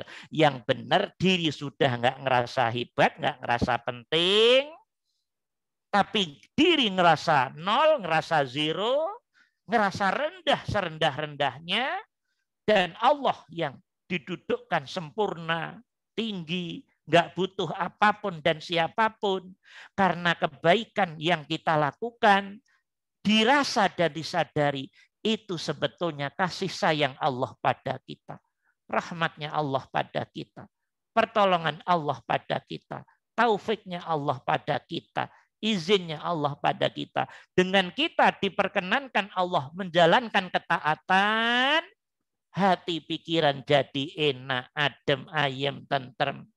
Hidup terarah dan berisi. Ya tak? Di dunianya nyaman, nanti di akhiratnya nyaman. Jadi yang diuntungkan diri kita, bukan Allah. Apaan Allah? Allah nggak butuh. Begitu cara mendudukkan hati dan pikiran. Jangan sampai Allah direndahkan. Nggak boleh Allah direndahkan. Nah, dah. Ini yang kedua. Yang ketiga apa ini? Yang kedua. Yang ketiga. Naik Mas Ulum, naik. Teman-teman, keadaan hati yang keenam ini, model keenam ini, juga masih sangat susah masuk ke zona ihsan. Ihsan itu apa sih Ustadz? Gini deh, saya belum akan membahas dalam, tapi teman-teman saya kasih bayangan begini, saya kasih gambaran begini. Ini apa ya? Oh ini. Saya punya Al-Quran, mushaf ini. Saya punya mushaf. Oke? Kemudian saya berikan kepada siapa tadi? Pak Margono mamanya. Nah, saat saya beri Quran mushaf ini pada Pak Margono, hati dan pikiran saya, alam rasa dan sadar saya, tidak pernah ada rasa saya memberi Pak Margono. Nggak ada. Walaupun bahasa zahir syariatnya, ya saya memberi Margono sebuah mushaf. Itu bahasa zahir syariat, bahasa legal kehidupan, bahasa sosial, oke, bahasa budaya. Komunikasi antar makhluk. Tapi hati, fakta alam rasa hati dan pikiran saya, bahasanya berbeda, teman-teman. Ini engkau ya Allah. Maksudnya memberi mushafnya ini kepada Pak Margono, diri sudah nggak ngaku-ngaku lagi. Tapi balik duduk, ini hakikatnya perbuatanmu ya Allah. Maksudnya gini, saya memberi ini loh, sayanya sudah nggak dilihat. Karena biar egonya nggak lebih tinggi pada Allah. Maka yang dilihat kebaikannya Allah. Engkau sudah mengirimkan niatan berbuat baik kepada Pak Margono berupa memberi mushaf ini ya Allah. Dan engkau yang mendorong. Dan engkau yang mengendalikan. Dan hakikatnya engkau yang memberi. Berarti yang memberi rizki berupa mushaf kepada Pak Margono adalah siapa? Bahasa hati, bahasa kesadaran, hakikatnya Allah. Bahasa syariat, bahasa sosial, kita memberi, tapi kita ngomong bahasa hati. Urusan hati, duduknya ya di hati dan pikiran yang benar. Jangan bahasa zahir mengecoh fakta praktek hati dan pikiran. Gitu loh, teman-teman. Sehingga saat kita memberi sesuatu pada orang yang menguasai hati dan pikiran kita, yang kelihatan hati di dalam hati dan pikiran kita, yang kelihatan siapa? Penguasaan rasa Allah, peran Allah, peran diri nggak kelihatan di alam hati dan pikiran kita. Saat teman-teman mampu berbuat baik dan duduknya hati pikiran, yang kelihatan ini tak Allah, dirimu nggak kelihatan di alam hati dan pikiran, walaupun bahasa syariat dan sosial kita memberi, monggo, itu bahasa zahir. Kalau teman-teman bisa beramal begini, duduknya hati dan pikiran tek yang kelihatan, rasa kesadaran kebaikannya Allah tadi, kita sudah nggak mengklaim, itulah praktek, itu namanya ihsan. Loh, berarti dalam ihsan tauhid, Ustaz. Tauhid itu roh. Rohnya ihsan. Loh, berarti saat begitu ikhlas dong, Ustaz. Ikhlas itu rohnya setiap tauhid. Bisa dimengerti? Hati pikiran hanya kelihatan peran aktifnya Allah. Dirimu tidak kamu lihat. Karena dirimu hanya hakikatnya menjadi alat kepanjang tanganan iradah dan kudrohnya Allah. Dan dirimu sudah tidak mau melihat dirimu sendiri di alam hati dan pikiran. Karena hati dan pikiranmu sudah ngerti harus bagaimana aku praktek bertauhid. Harus bagaimana aku praktek ihsan. Harus bagaimana aku praktek ikhlas. Hatimu, pikiranmu sudah tidak bisa dikecoh oleh setan yang selalu memantulkan kebaikan itu dikembalikan kepada dirimu sendiri. Dan kamu lihat, kamu amati, kamu nikmati, kamu rasakan sendiri atas nama ego kita yang gede-gede itu. Itu mah belum ihsan. Diri masih kelihatan diri, belum ihsan. Ihsan yang kelihatan di hati dan pikiranmu adalah perannya Allah. Dirimu silem di samudra perannya Allah. Dan dirimu tidak perlu dilihat. Sehingga yang kelihatan di kedalaman samudra hati dan pikiranmu, hakikatnya dirimu hanya menjadi alatnya Allah. Itu dia ihsan. Keadaan hati nomor 6 ini belum bisa, teman-teman. Duduk hati begini belum bisa. Belum. Masih yang kelihatan gedenya kepalanya itu. Gede kepala, masih kelihatan dirinya. Gue kelihatan. Sementara Allah dirasa seakan-akan maha yang menunggu setoran perbuatan baik kita. Masya Allah. Jadi Allah masih diposisikan rendah. Kata Allah, ente nggak pinter-pinter ente. Ya, tapi inilah perjalanan spiritual harus kita maklumi bersama. Memang tidak mudah satu sisi, teman-teman. Tidak mudah. Nah, ini praktek ihsan seperti itu. Siapapun yang beramal belum masuk zona ini, belum masuk kategori ihsan.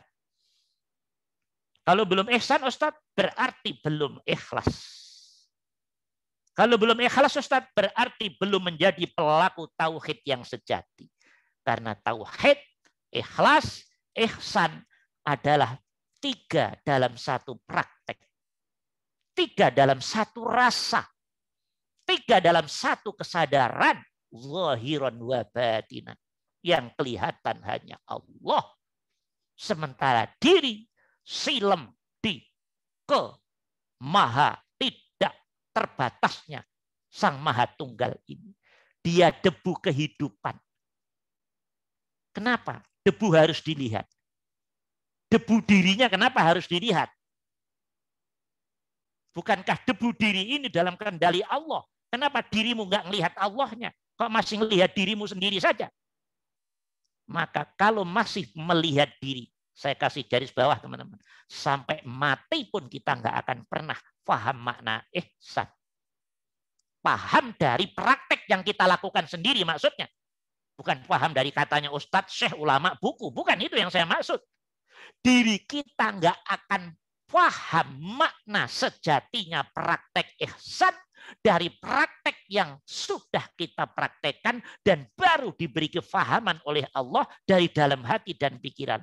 Nggak akan bisa. Tidak akan bisa. Kalau belum laku sempurna, kesempurnaan tauhid, kesempurnaan keikhlasan, kesempurnaan keihsanan. 3 ini adalah dalam 1 praktek, dalam 1 rasa, dalam 1 kesadaran, dalam 1 irama. Oke, yaitu mendudukkan Allah menjadi raja di raja di alam hati dan pikiran dan mendudukkan diri kehambaan silem di samudra ketidakterbatasannya Sang Maha Tunggal. Itulah namanya ihsan. Yang kelihatan Allah. Anta abudallah, kamu nyembah Allah, kamu ngabdi pada Allah, ka'annaka taroh, sungguh hatimu, pikiranmu melihat Allah lewat rasa dan sadar tadi.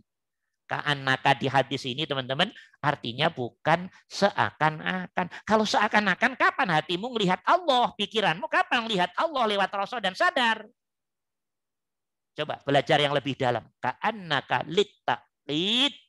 Ka'annaka dalam hadis ini bimakna tahqiq untuk makna sungguh. Karena ini menyangkut keimanan. Maka saat berbuat baik, hati pikiran duduk. Ini perbuatanmu ya Allah. Ini iradah kudrahmu ya Allah.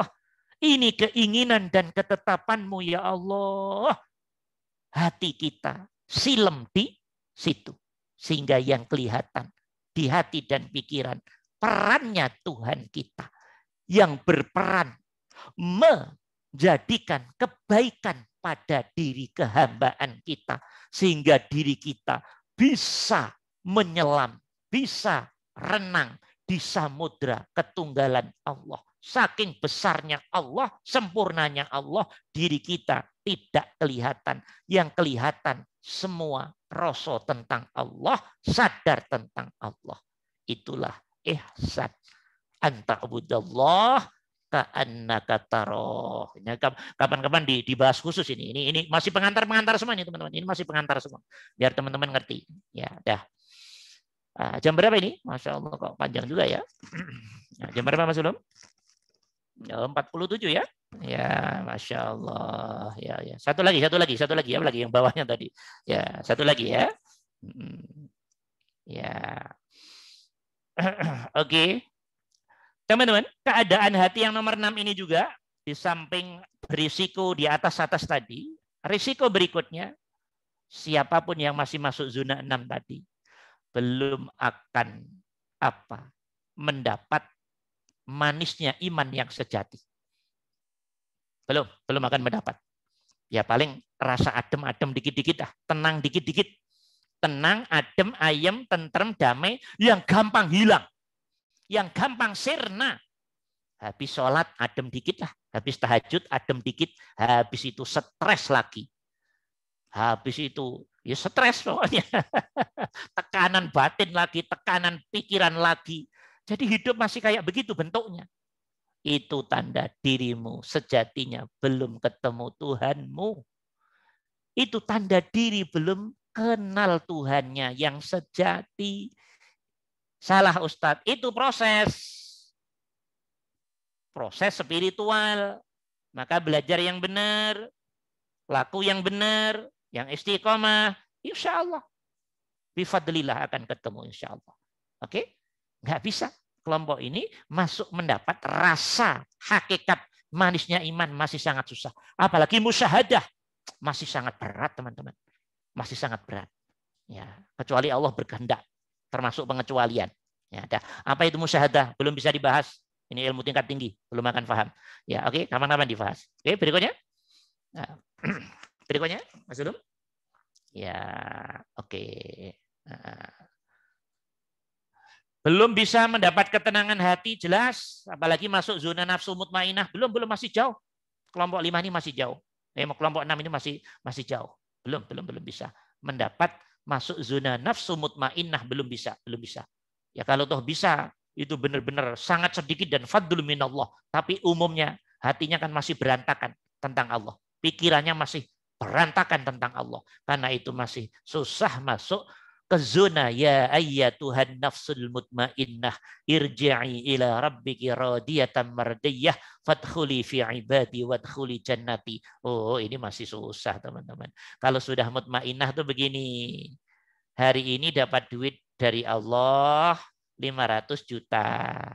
Ya toh, besok beli mobil harga 400 juta. Sampai rumah 2 hari kemudian dicuri orang. Dia sudah tidak sakit hati.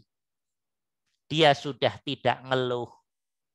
Mobilnya hilang tuh loh, nggak sakit hati, nggak ngeluh, nggak emosi, nggak protes, nggak berontak. Jadi dapat duit 500 juta.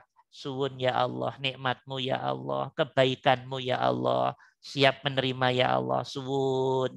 Hati pikirannya satu bahasa, satu rasa. Ngerti itu nikmatnya Allah. Bukan karena kehebatan diri. Ini kebanyakan kan ngerasa kehebatan diri.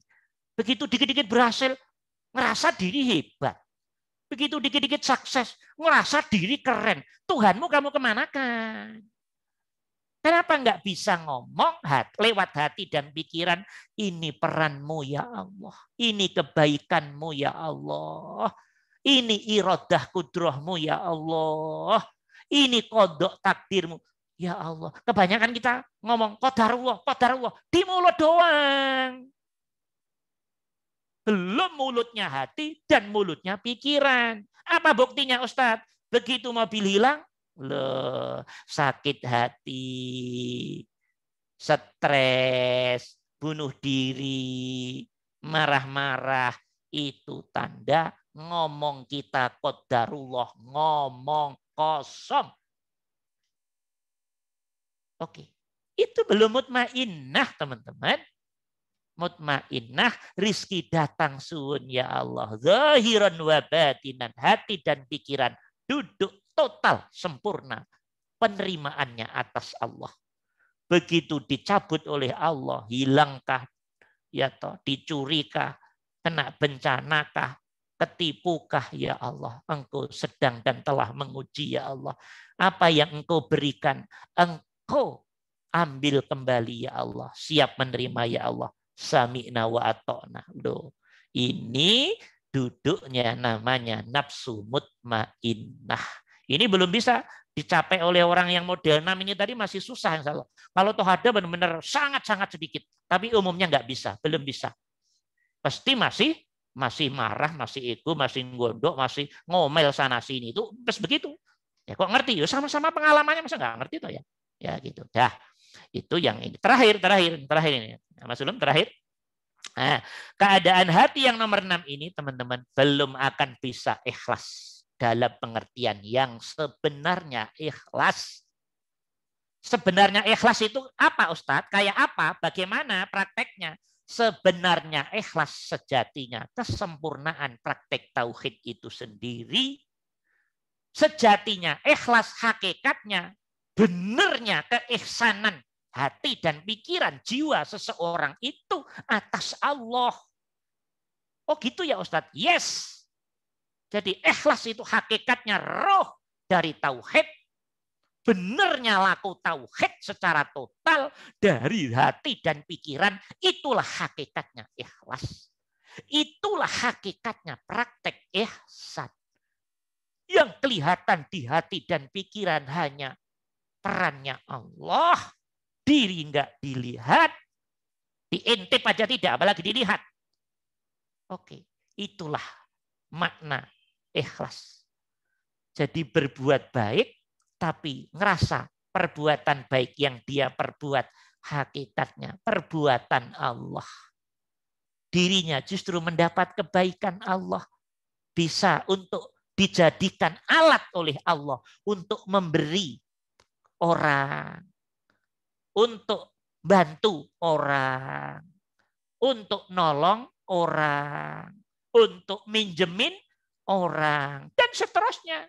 Jadi yang dilihat Allahnya bukan dirinya. Itulah ikhlas. Jadi ikhlas yang hakikat, ikhlas yang sempurna, ikhlas yang tingkat tinggi, berbuat baik, tapi merasa perbuatan baik itu hakikatnya adalah perbuatannya Allah dan diri tidak pernah dilihat oleh diri sendiri. Karena diri memang tidak perlu dilihat. Dengan tidak melihat diri, full hati dan pikiranmu yang ada penguasaan Sang Maha Tunggal lewat rasa dan sadarmu. Itulah namanya nurullah, cahayanya Allah yang menguasai hati dan pikiranmu. Itulah yang akan memberi hidayah, bimbing diri kita semakin ringan dalam setiap kebaikan atas nama Allah. Hadza huwa ikhlas. Potongan nomor 6 ini belum mampu duduk di ikhlas tingkat tinggi ini. Belum. Yang ada aku berbuat baik karena Allah di mulutnya. Mulutnya yang gede, tapi hati pikirannya ternyata dirinya masih lebih merasa penting di atas Allah. Dirinya masih didudukkan merasa berjasa dan Allah direndahkan. Dirinya masih kelihatan gede, besar dan Allah tidak didudukkan sebagai maha yang katanya dia maha akbar. Akbar di mulut, tapi fakta laku hati dan pikiran Allah selalu direndahkan. Karena dirinya yang diangkat merasa menjadi pelaku kebaikan demi kebaikan. Kebaikan demi kebaikan.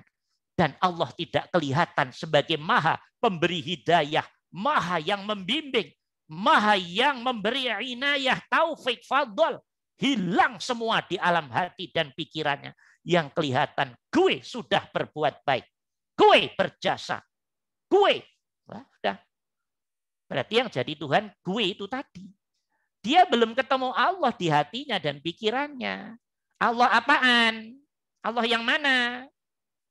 Maksudnya mendudukkannya Allah di hati dan pikirannya belum benar. Makanya dia belum ketemu Allah dalam pengertian yang ideal. Gitu teman-teman. Apa yang dirasa Allah oleh dia tadi itu masih belum pas. Karena hati belum duduk di tauhid yang mapan, yang benar, yang sempurna, yang ideal. Karena tauhidnya enggak ideal, ya berarti belum ikhlas. Karena tauhidnya belum ideal, berarti belum ikhlas. Berarti dia belum bisa laku ihsan dong. Karena tiga ini satu irama praktek, satu rasa, satu kesadaran, satu kesucian hati, satu ketulusan hati atas nama Allah dan diri sudah tidak dilihat di alam dirinya sendiri. Nah, ini kelompok ke-6 ini punya risiko-risiko sebanyak ini. Nah, kalau saya suruh mengkaji lagi masih banyak risiko yang lain. Udahlah, nggak usah panjang-panjang. Sudah cukup menghadirkan fakta-fakta ini dan teman-teman bisa ngorek-ngorek. Oh iya ya, benar ya. Loh, ini ada di saya semua. Ya, sudah. Ayo. Kita korek kejelekan kita, kekurangan kita. Belajar lebih dalam untuk menjadi hal, diri, jiwa yang semakin sempurna.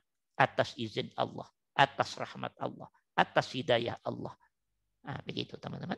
Bisa dimengerti? Paham semuanya insyaallah ya? Ya, nah, sudah cukup panjang ini, nomor 6 ini.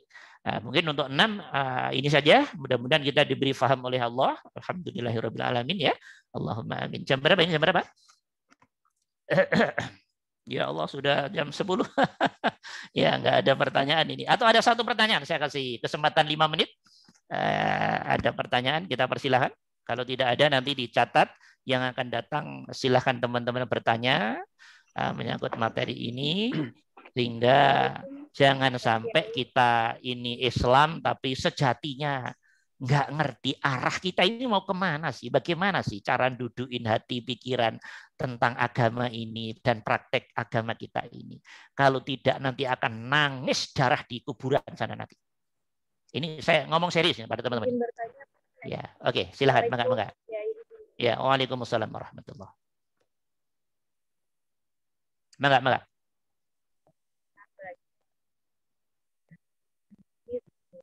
Suaranya belum bisa masuk. Mohon di ini. Assalamualaikum Pak Kiai. Waalaikumsalam warahmatullahi.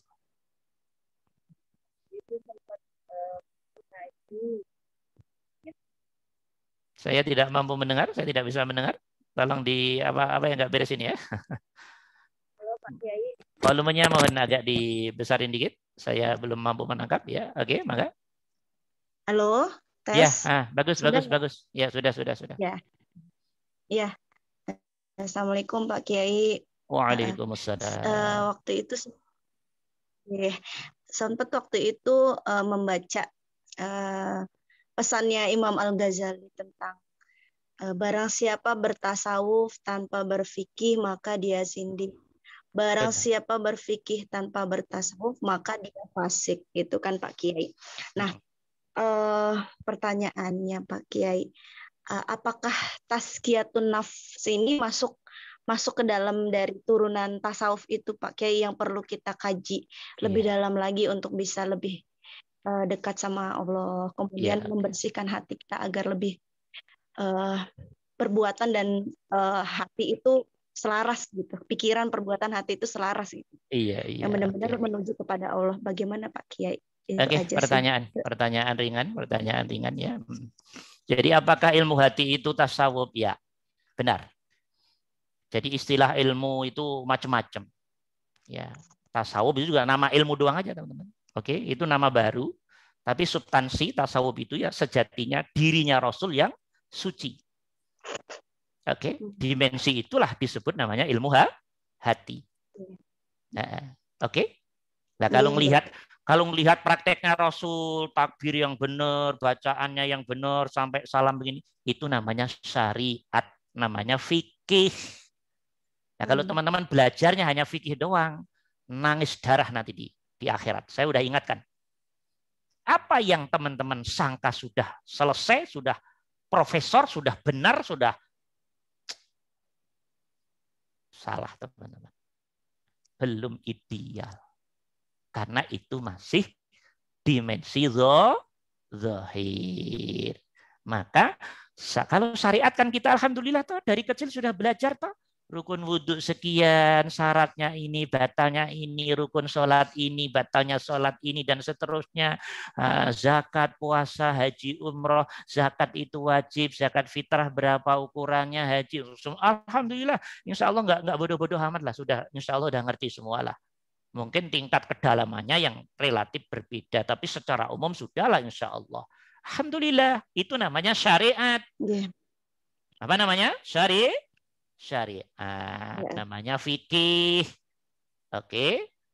Nah, sekarang teman-teman saya tanya. Saat kita sholat, zakat, puasa, haji, umroh, dan semua kebaikan, Allahu Akbar. Bersamaan bacaan dan gerakan kita, di dalam diri sono ada jiwa, diri gaib. Kenapa itu tidak kamu openin ilmunya? Kenapa enggak kamu pelajari? Kalau Nabi Allahu Akbar, syariatnya benar, karena memang Nabi wa mayantiqu 'anil hawa in huwa illa wahyu. Hatinya benar selaras zahirnya. Itu Nabi. Kalau kita Allahu Akbar, loh, yang muncul pasar, mall, ya toh, dapur. Ya apa enggak ini? Kenapa itu enggak kamu beresin? Gitu loh maksudnya. Lah, ilmu yang lebih kepada ngurusin tata laku gerak-gerik, hal-hal menyangkut hati, namanya ilmu hati. Ilmu hati ini hakikatnya substansi dari tauhid. Ada yang mengistilahkan tasawuf, monggo wong istilah aja kok. Takut dengan istilah. Ada ustadz-ustadz yang ngomong begini, apa itu ilmu itu? Ya Allah, biar aja deh. Nanti nangis darah di akhirat biar salahnya sendiri. Ya. Apa itu? Ilmu apa itu? Masa Rasul nggak ada? Masya Allah. Nggak pinternya kok setengah mati. Kalau Rasul jangan dipisah-pisah lagi baina syariat wal haqiqah wal ma'rifah. Baina tauhid wal ihsan wal ikhlas. Rasul apapun yang dilakukan, hatinya duduknya sudah totalitas tauhid, totalitas ihsan, ikhlas total. Luar dalam sudah satu makna, satu rasa, satu irama, satu keadaan, satu kesucian, satu apa? Kemurnian, satu keikhlasan, satu ketulusan. Itu Rasul. Giliran potongan kita. Ayo, mau nggak belajar ilmu hati? Masya Allah. Maka ulama sebagian sangat keras pendapatnya. Siapa yang hanya belajar fikih, nggak belajar ilmu hati, dia adalah kafir. Ini pendapat ulama. Belajar fikih, fikih melulu. Sudah ngerasa pinter, bener. Hatinya nggak pernah didalami, diurusi. Ya, itu termasuk kekafiran. Oke? Ya. Sebaliknya, ngurusin hati doang. Apa yang dilakukan nggak sesuai dengan koridor syariat. Ya, ini jelas sesat dong. Jadi nggak boleh berdiri sendiri-sendiri, nggak boleh. Karena Rasul, praktek figur Rasul itu praktek zahir batin jadi satu warna rasa, satu praktek apa? Kebenaran di mata Allah. Bisa dimengerti? Oke? Jadi tidak boleh membedakan antara syariat dengan ilmu hati, nggak boleh. Bersyariat harus ngerti ilmu hati. Belajar ilmu hati doang, nggak mau belajar syariat. Loh, gimana? Bagaimana cara sholat, zakat, puasa, haji? Ya, nggak bisa dong. Bisa dimengerti? Jadi yang bersyariat harus belajar ilmu hati. Biar lahir batinnya sempurna. Yang berhakikat mesti berangkatnya dari syariat lah. Masa berhakikat tanpa syariat? Nggak ada lah. Itulah teman-teman. Bisa dimengerti ya, Bu Novita? Ya, oke. Ya, waktu kita sudah habis. Waktu kita sudah habis. Nanti kita lanjutin di pertemuan yang akan datang, teman-teman. Kalau ada pertanyaan, teman-teman, siapa saja, nggak usah malu-malu, nggak usah ragu-ragu, ditulis, kemudian ditanyakan. Tidak boleh ada yang tidak paham. Oke? Apalagi yang salah paham. Ya. Apalagi yang apalah pokoknya. Jangan tanya, semuanya harus ditanyakan. Ya, menjadi clear. Saya ingatkan, apa yang akan kita pelajari panjang perjalanannya. Oke? Bukan dari sisi ilmunya doang, tapi insya Allah nanti akan kita berlatih. Ada amalan membersihkan hati, pikiran, atau jiwa. Sehingga teman-teman semakin, ya Allah, ternyata inilah yang selama ini saya cari. Saya dulu begitu juga. Ya, saya di luar negeri hampir 8 tahun. Ya, di pesantren saya sampai umur 27 tahun. Tapi ilmu ini sudah saya pelajari, tapi saya belum dalam banget. Ngehnya belum. Baru akhir-akhirnya oleh Allah diingetin. Benar, ternyata ya Allah, selama ini yang sudah saya pegang-pegang, ternyata belum saya masukkan ke hati dengan benar. Ya nggak jadi, belum dimasukkan dengan baik kok. Nah, mudah-mudahan kita semuanya mendapat rahmat, fadl, izin dan taufik Allah, hidayah Allah, bisa sebagaimana Nabi kita, zahir batin, luar dalam, satu kesucian, satu praktek kebenaran atas nama Allah. Nah, itu saja. Mudah-mudahan ada manfaatnya, teman-teman. Alhamdulillahirabbil alamin. Ya, pesan saya bagi teman-teman yang ikut di ruangan ini, jangan pernah meninggalkan sholat, ya. Umpama masih ada yang ini ya, ayo jangan sholat, jangan sampai ada yang ditinggalkan, ya. Kemudian apa? Saya ngajak pada teman-teman yang sudah biasa sholat malam, alhamdulillah terus dilanjutin, diistiqomahkan, ya. Yang belum, ayo mulai membiasakan diri. Oke. Nanti begini teman-teman, saya kasih tahu. Kalau teman-teman hatinya sudah didudukkan Allah benar, sholat malam menurut dirimu wajib. Maksudnya, kamu akan mewajibkan dirimu untuk sholat malam atas nama Allah. Itu berarti hatimu sudah mulai jadi itu. Tauhidnya sudah mulai jadi itu. Oke? Waduh Ustaz, masih berat sekali. Ya ayo terus maju. Nggak usah putus asa. Memang setiap orang punya proses spiritual masing-masing. Nah, saya ngajak dulu nanti kapan-kapan kita kasih ilmunya insya Allah, ya. Kita akan belajar bareng-bareng terus sehingga mudah-mudahan kita semua sama-sama mendapat bimbingan Allah dan selalu dalam ketauhidan, keihsanan, keikhlasan. Allahumma amin. Cukup sekian teman-teman. Alhamdulillahirabbil alamin. Selamat beristirahat. Assalamualaikum warahmatullahi wabarakatuh. Waalaikumsalam warahmatullahi wabarakatuh. Terima kasih.